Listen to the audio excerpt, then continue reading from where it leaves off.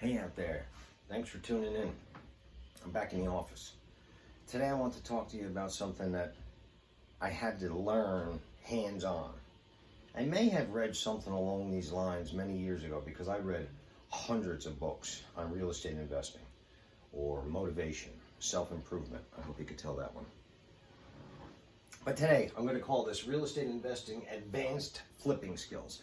Not flipping 101, not real estate 101, intermediate, not beginner, advanced. Because while you're flipping, or I guess you can apply this to anything in life, you want to be happy with less stress. I know I do. So secrets to working with contractors and suppliers. This did not come natural to me. 3 years ago when I got back into this business, I was still working full time just before that. And I was trying to get contractors out there to finish my project. Well, they either didn't return my phone call or returned it and then never showed up. Or when they came out, I swear they wanted to be able to retire off of whatever they were charging me. So because of that, I turned lemons into lemonade because I remember coming home and talking to Diane and saying, this last contractor wants X amount of dollars and he'll be there every day. And she said, you know how to do all that stuff. Why don't you just quit your job and start doing it yourself? I was like, phew. I was hoping she said that. Awesome. Because I have my contractor's license and I know how to do just about everything. I'm not saying that in a boastful way. I grew up doing it and it came natural to me. I don't do my own plumbing or most of my own electrical, but I could do everything else. So I quit my job and started doing it all myself. The problem is you can only do so much yourself. If you want to grow your business, you got to get other people involved. So now I'm in a position where I need subcontractors and suppliers. See all these people up here? It's probably only half of who I usually deal with. From roofing and plumbing to lenders and banks and appliances and granite and counters and cabinets and home goods and laborers and all these different things. I have to deal with a lot of different people. Once you get to a certain level, I'm sure that you don't have to deal with this yourself. You either have a management team or even a contractor dealing with everybody, and be a great position to be in. However, until you get to that point, you're going to have to do this. So here's some secrets to it, because it was difficult in the beginning when people weren't showing up and things like that. I'd wind up going over to do it myself, or I'd be kind of in a pinch. I'd be in crunch time, and I'd have to take whoever came my way, and then I'm either getting overcharged or it's not getting done the way that it should. So here's the secrets that I learned. I'm not sure how I viewed contractors back then, but it was almost like it was them against me. And I always had this uncomfortable feeling every time I dealt with a contractor. Having that kind of mentality, them against me, like a game of who's going to win, I wanted to get the best price, the best deal. And if I didn't get the best price and the best deal, then I always felt like I was a loser. And because of that, lots of people entered into my life where that struggle continued. So in other words, it didn't have anything to do with other guys. It was me. I shouldn't say just guys and women, because I'm going to talk about a couple women in a second. So once I put that mentality to the side, on the outside it didn't look like anything changed, but everything changed inside. I started saying, you know what? These are guys that are working for a living, that are providing a valuable service to me. I need them if I want to grow.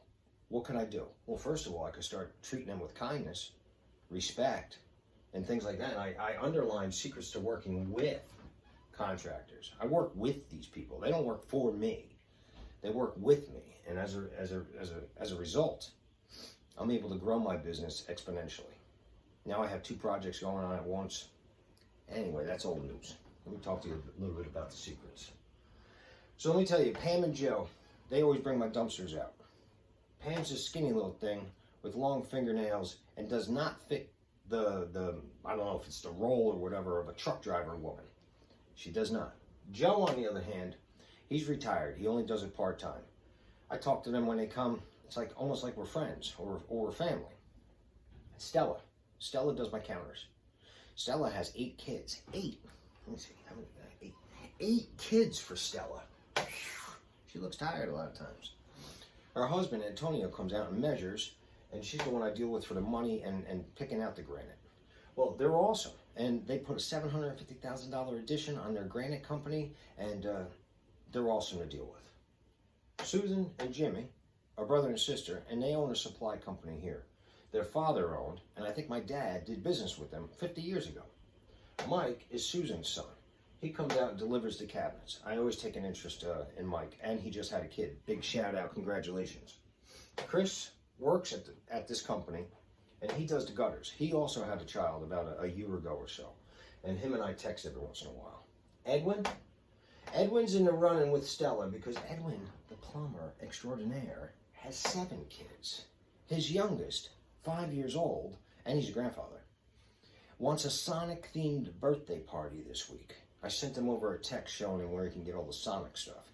I don't even know Sonic is this, I guess, character. Anyway, Ray, my flooring guy, always comes through for me. Thanks, Ray.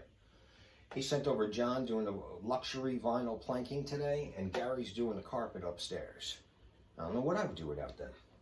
John D is a little rough around the edges. No disrespect, John. However, where you're a little rough around the edges, you do what you say you're going to do. With a fair amount of money, it's clean, and I can't say enough about how valuable you are to me with doing roofing and siding. So thank you. I'm bringing all this up because that's the secret. That's the secret in itself. Once I took an interest in the people that I was dealing with, I swear I started getting better prices.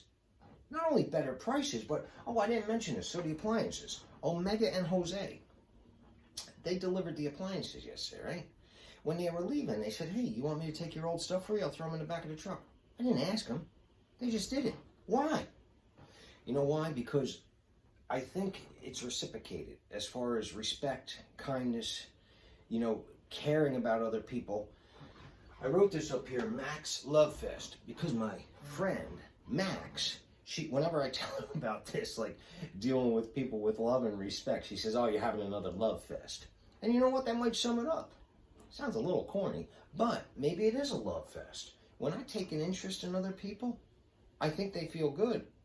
As a matter of fact, I know they do, because when people take an interest in me, I do. I never knew that. That's why I'm calling this advanced flipping skills.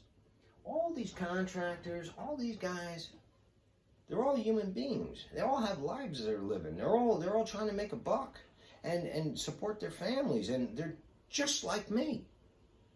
For some reason, when I was getting into this, I always looked at, just like I said, them against me. And now I look at it like it's me with them. I care about them. I care about getting them work. I care about their families. I try to take an interest in their lives when they're there. And as a result, I'm happier with less stress. So, that is advanced flipping skills.